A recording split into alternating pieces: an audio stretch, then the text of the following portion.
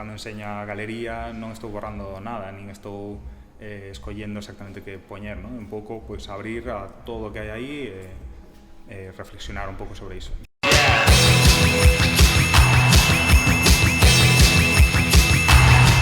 Pues supoño que de alguna forma creo que ten que ter un punto que enseñe algo, que sexa útil, pero por outra parte tamén creo que debe entreter e que debe ser algo como que nos faga un pouco salir do mundo no que estamos e que haxe un momento aí que despejemos como de todo.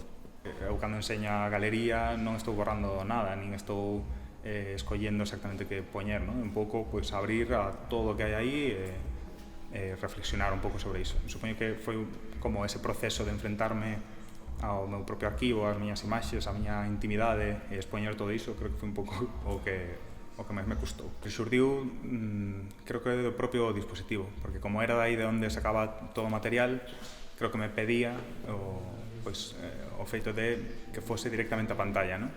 Ademais, como falo de un pouco de contrapoñer, non? Esas imaxes que eu teño no móvil que posiblemente poden ter meus pais ou calquer outra persona en formato físico, creo que era tamén importante, non? Que salise reflexado como a verticalidade do teléfono.